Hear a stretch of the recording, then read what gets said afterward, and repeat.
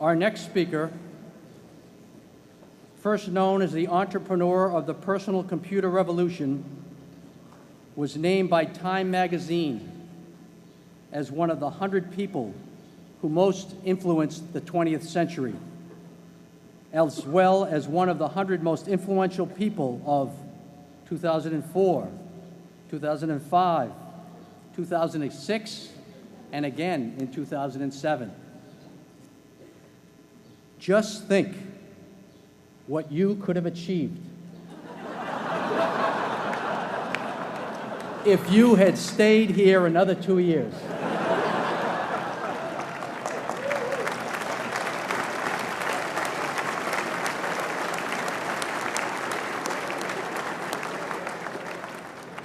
He enrolled at Harvard in the fall of 1973, keenly interested in computer science, but without a definite study plan.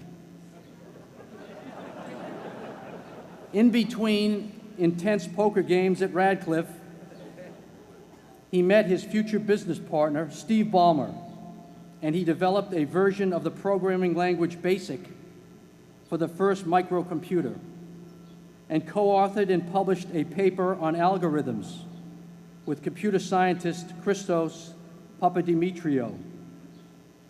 Our speaker is a person of many talents. A close friend in college amusingly recalls seeing him doze off during the prestigious Putnam math exam. Despite this napping, he scored remarkably well. In his junior year, he took a leave of absence from Harvard to devote his energies to Microsoft, a company he had begun in 1975 with his friend Paul Allen. Since 2000, he has begun to concentrate on a number of philanthropic endeavors, making extraordinary donations to various charitable organizations and scientific research programs around the world through the Bill and Melinda Gates Foundation. After a 33-year leave of absence from his alma mater, I am pleased to present to you Dr. William Gates.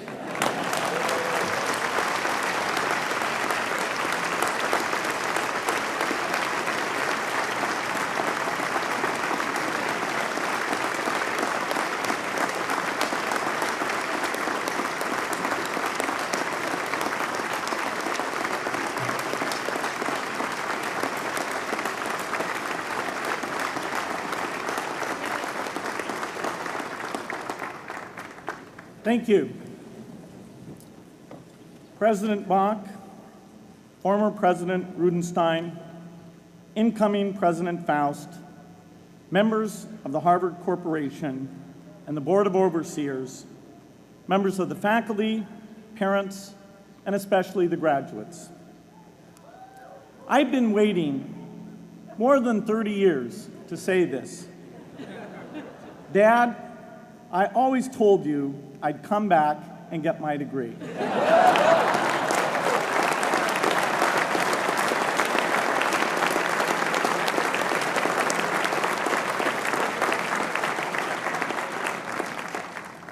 I want to thank Harvard for this honor. I'll be changing my job next year, and it will be nice to finally have a college degree on my resume. I applaud the graduates for taking a much more direct route to your degrees. For my part, I'm just happy that the Crimson called me Harvard's most successful dropout. I guess that makes me valedictorian of my own special class. I did the best of everyone who failed. But I also want to be recognized as the guy who got Steve Ballmer to drop out of business school.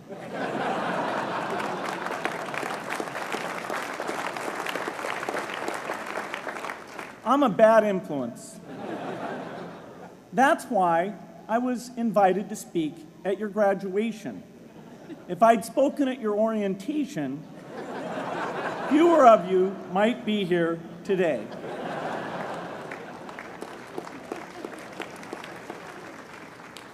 Harvard was a phenomenal experience for me. Academic life was fascinating. I used to sit in on lots of classes that I hadn't even signed up for. And dorm life was terrific. I lived up at Radcliffe in Currier House. There were always a lot of people in my dorm room late at night discussing things because everyone knew that I didn't worry about getting up in the morning. That's how I came to be the leader of the antisocial group. We clung to each other as a way of validating our rejection of all those social people. Radcliffe was a great place to live. There were more women up there, and most of the guys were math science types. The combination offered me the best odds, if you know what I mean. That's where I learned the sad lesson that improving your odds doesn't guarantee success. One of my biggest memories of Harvard came in January 1975 when I made a call from Currier House to a company in Albuquerque, New Mexico that had begun making the world's first personal computer.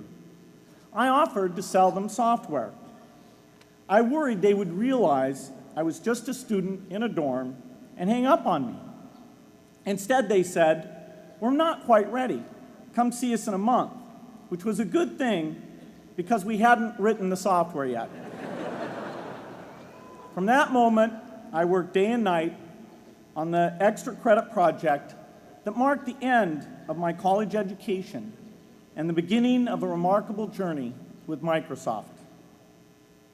What I remember above all about Harvard was being in the midst of so much energy and intelligence. It could be exhilarating, intimidating, sometimes even discouraging, but always challenging.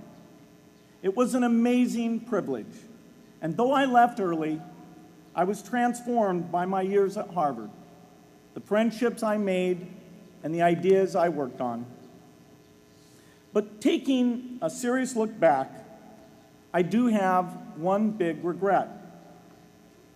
I left Harvard with no real awareness of the awful inequities in the world, the appalling disparities of health and wealth and opportunity that condemn millions of people to lives of despair.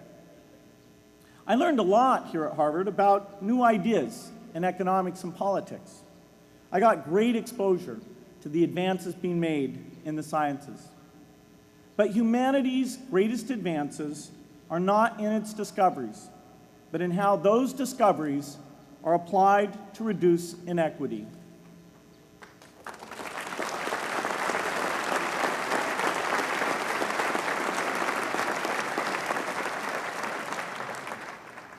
Whether through democracy, strong public education, quality health care, or broad economic opportunity, reducing inequity is the highest human achievement.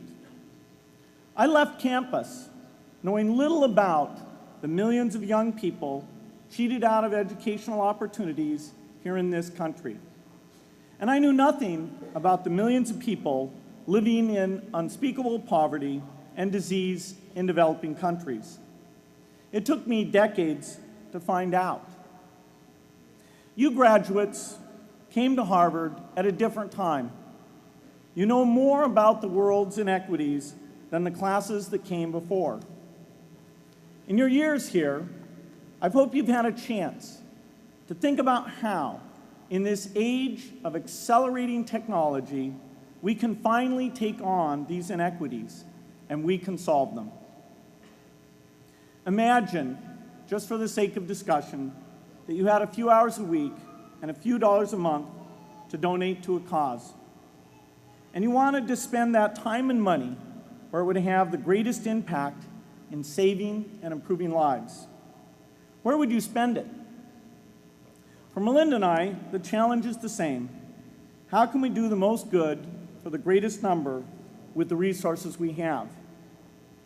During our discussions on this question, Melinda and I read an article about the millions of children who are dying every year in poor countries from diseases that we had long ago made harmless in this country.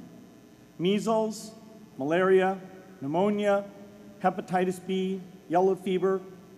One disease that I had never heard of, rotavirus, was killing 500,000 children each year, none of them in the United States. We were shocked. We had assumed that if millions of children were dying and they could be saved, the world would make it a priority to discover and deliver the medicines to save them. But it did not. For under $1, there were interventions that could save lives that just weren't being delivered.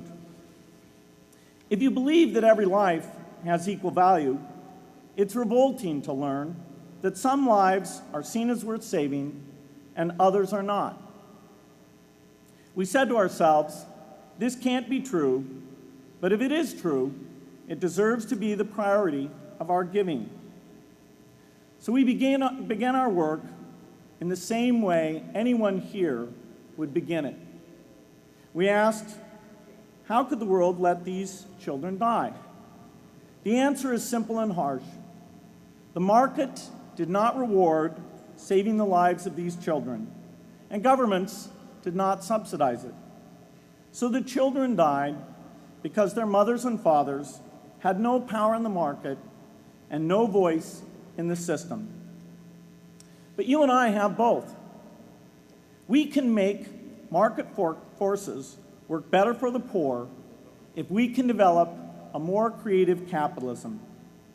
If we can stretch the reach of market forces so that more people can make a profit, or at least earn a living, serving people who are suffering from the great inequities.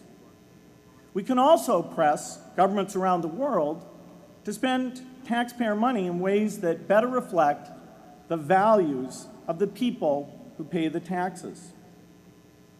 If we can find approaches that meet the needs of the poor in ways that generate profits for business and votes for politicians, we will have found a sustainable way to reduce inequity in the world. Now, this task is open-ended.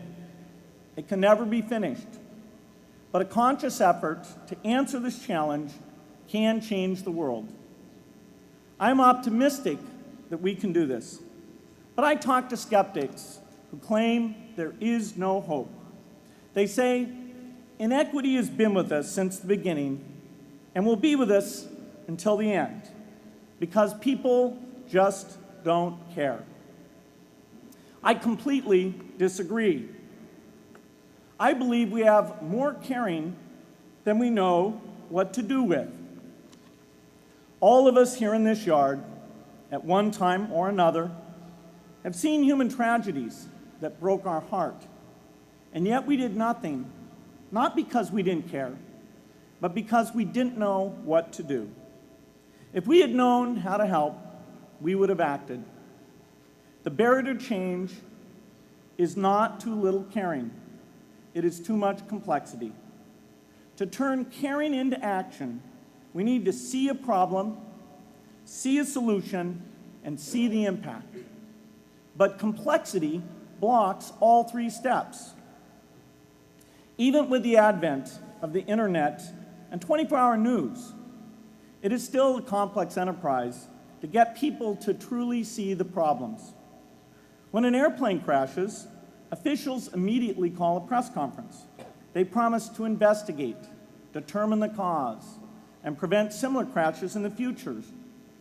But if the officials were brutally honest, they would say, of all the people in the world who died today from preventable causes, 0.5% were on this plane. We're determined to do everything possible to solve the problem that took the lives of the 0.5%. The problem is not just the plane crash, but the millions of preventable deaths. We don't read much about these deaths. The media covers what's new, and millions of people dying is nothing new. So it stays in the background, where it's easy to ignore. But even when we do see it or read about it, it's difficult to keep our eyes on the problem. it's difficult to look at suffering if the situation is so complex that we don't know how to help. And so we look away. If we can really see a problem, which is the first step, we come to the second step, cutting through the complexity to find a solution. Finding solutions is essential if we want to make the most of our caring. If we have clear and proven answers anytime an organization or individual asks, "How can I help?" then we can get action, and we can make sure that none of the caring in the world is wasted. But complexity makes it hard to mark a path of action for everyone who cares, and makes it hard for their caring to matter. Cutting through complexity to find solutions runs through 4 predictable stages: determine a goal, find the highest impact approach, deliver the technology ideal for that approach, and in the meantime, use the best application of technology you already have, whether it's something sophisticated like a new drug or something simple like a bed net. The AIDS epidemic offers an example. The broad goal, of course, is to end the disease. The highest leverage approach is prevention. The ideal technology would be a vaccine that gives lifelong immunity with a single dose. So governments, drug companies, and foundations are funding vaccine research.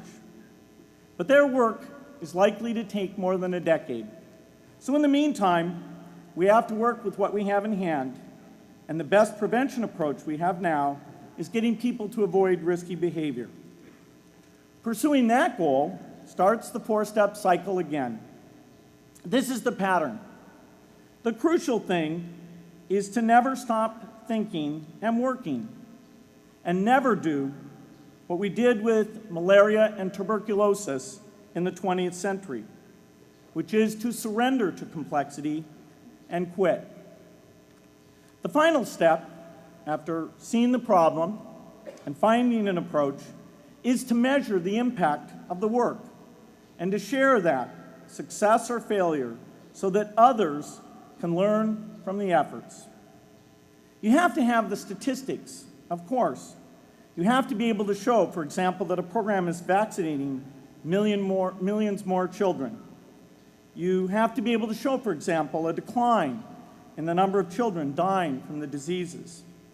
This is essential not just to improve the program, but also to help draw more investment from business and government.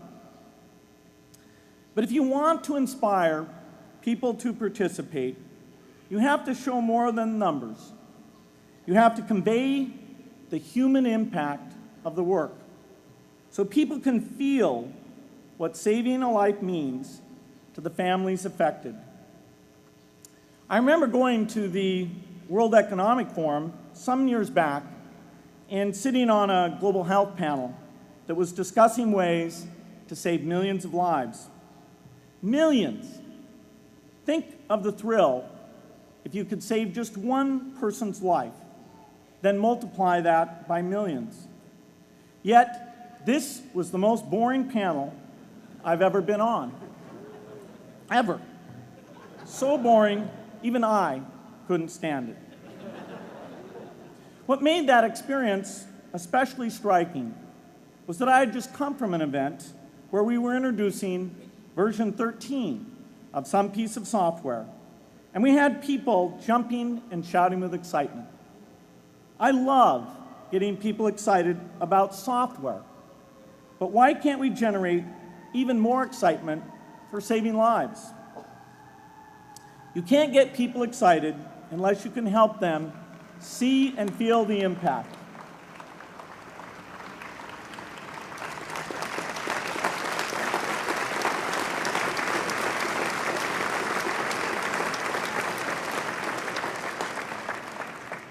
The way to do that is another complex question. Still, I'm optimistic. Yes, inequity has been with us forever, but the new tools we have to cut through complexity have not been with us forever. They are new. They can help us make the most of our caring, and that's why the future can be different from the past.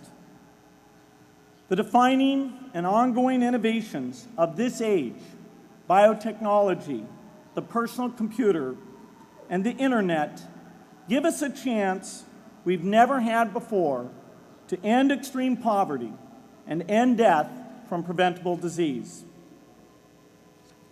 60 years ago, George Marshall came to this commencement, and he announced a plan to assist the nations of post-war Europe.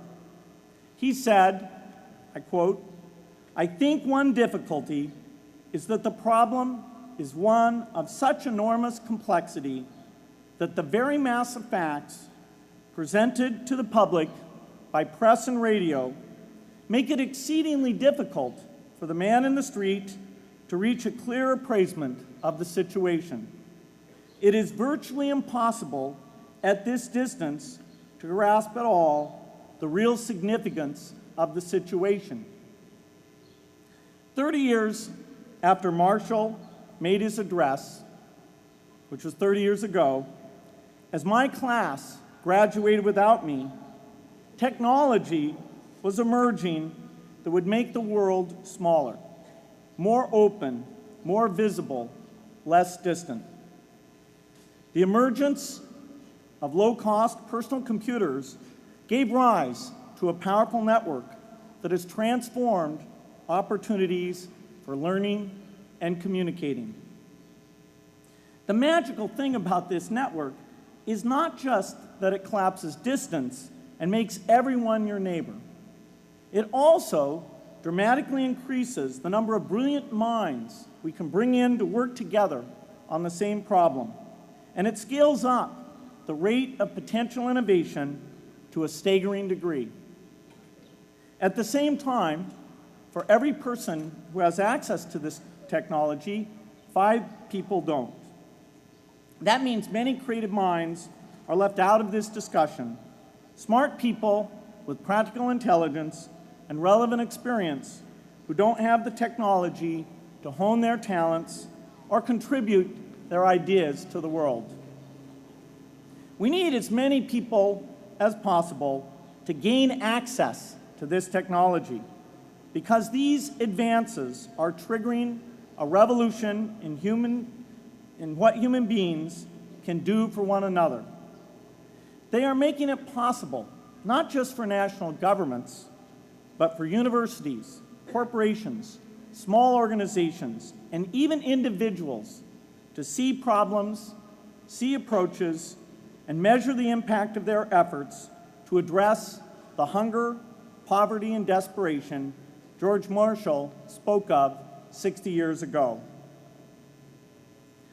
Members of the Harvard family, here in the yard is one of the great collections of intellectual talent in the world.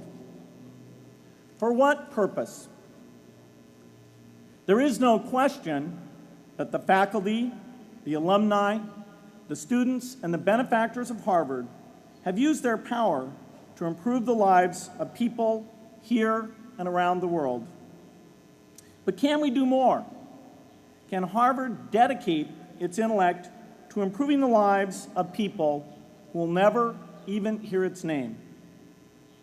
Let me make a request of the deans and the professors, the intellectual leaders here at Harvard. As you hire new faculty, award tenure, review curriculum, and determine degree requirements, please ask yourself, should our best minds be more dedicated to solving our biggest problems? Should Harvard encourage its faculty to take on the world's worst inequities?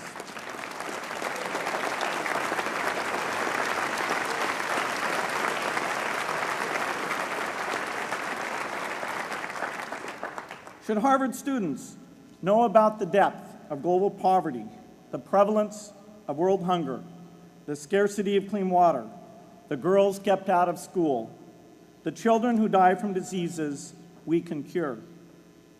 Should the world's most privileged learn about the lives of the world's least privileged? These are not rhetorical questions.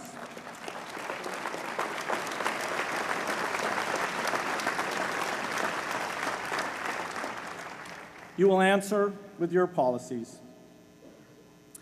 My mother, who was filled with pride the day I was admitted here, never stopped pressing me to do more for others.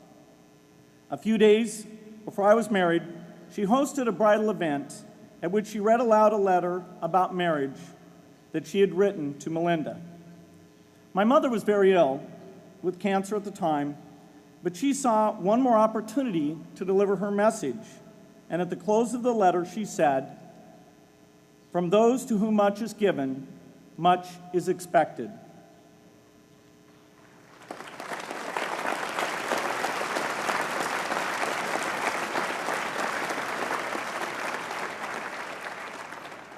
When you consider what those of us here in this yard have been given in talent, privilege, and opportunity, there is almost no limit to what the world has a right to expect from us.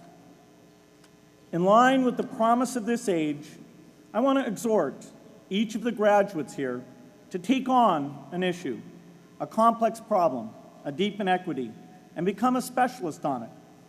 If you make it the focus of your career, that would be phenomenal. But you don't have to do that to make an impact. For a few hours every week, you can use the growing power of the internet to get informed, find others with the same interests, see the barriers, and find ways to cut through them. Don't let complexity stop you. Be activists. Take on big inequities.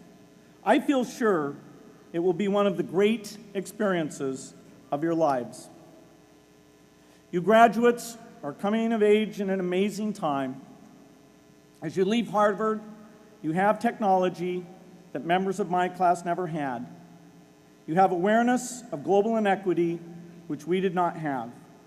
And with that awareness, you likely also have an informed conscience that will torment you if you abandon these people whose lives you could change with modest effort. You have more than we had. You must start sooner and carry on longer. And I hope you will come back here to Harvard 30 years from now and reflect on what you have done with your talent and your energy. I hope you will judge yourselves not on your professional accomplishments alone, but also on how well you have addressed the world's deepest inequities, on how well you treated people a world away who have nothing in common with you but their humanity. Good luck.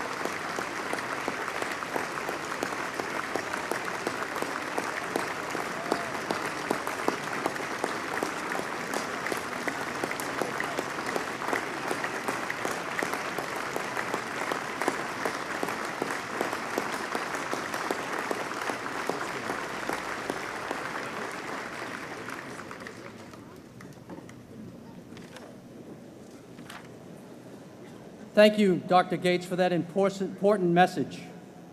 You are an inspiration to us all, and we thank you for being here today. Please stand and join me now as we sing Fair Harvard. The words are included in your program.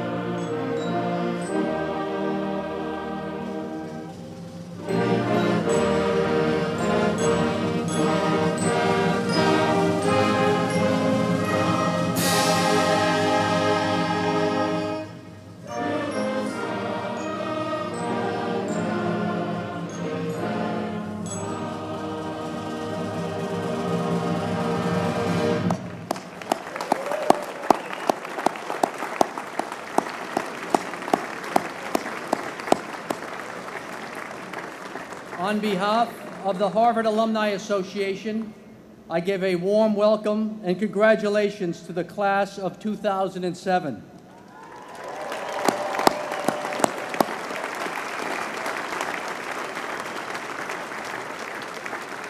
I hope you will return often to Cambridge and will remain engaged with our university through the many activities offered by the HAA and the Harvard clubs around the world. In closing, let me quickly add, this year, Harvard is extending a warm welcome to the Cambridge Ridge and Latin School as they celebrate their graduating senior class. This ceremony will be held right here, beginning at 6:30. Our remarkable operations crew will now be getting this space ready for that ceremony. So it's been great to have you all here. I hereby declare that the 2007 meeting of the Harvard Alumni Association is adjourned to be reconvened on June 5th, 2008. Thank you all for coming. And Nancy, we have just heard some very exciting talks, one by Derek Bach, one by Bill Gates, and another afternoon exercise has come to the end.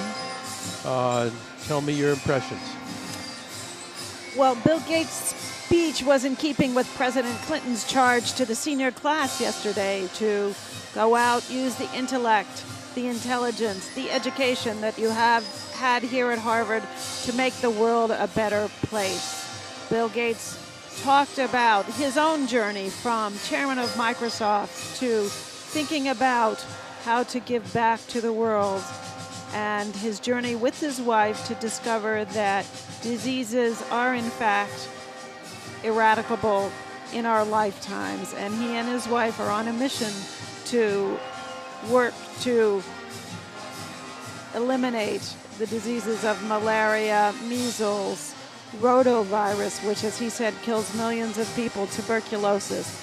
He talked about the complexity of these sorts of problems and urged the graduates not to allow complexity to deter them. He likened his mission to the mission of the Marshall Plan, which George Marshall announced here at Harvard commencement in 1947.